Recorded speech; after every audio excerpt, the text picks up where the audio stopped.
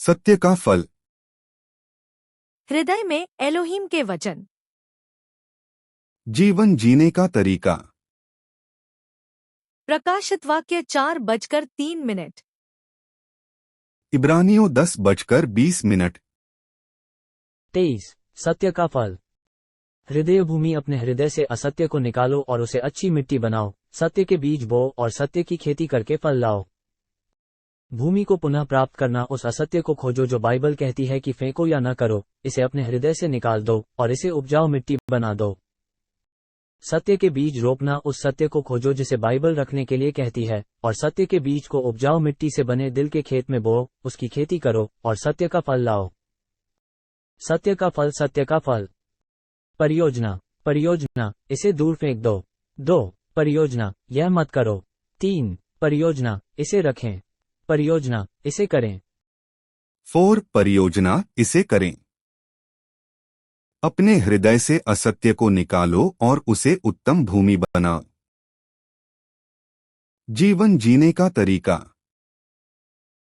प्रकाशित वाक्य 4:03। इब्रानियों 10:20। इफिसियों 5:16।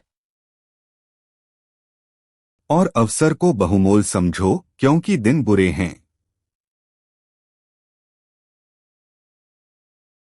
इफिसियों 5:17। इस कारण निर्बुद्धि न हो, पर ध्यान से समझो कि प्रभु की इच्छा क्या है। इफिसियों 5:18।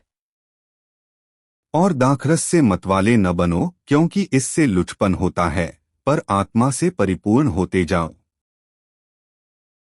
इफिसियों 5:19।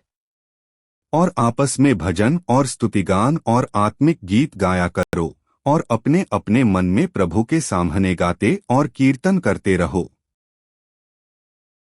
इफिसियों 5:20। और सदा सब बातों के लिए हमारे प्रभु यीशु मसीह के नाम से परमेश्वर पिता का धन्यवाद करते रहो। इफिसियों 5:21। और मसीह के भय से एक दूसरे के अधीन रहो। इफिसियों 5:22।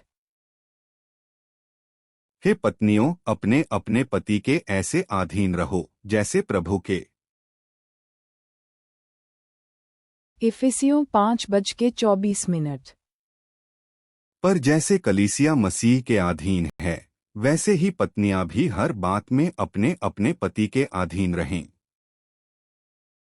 इफिसियों 5:25।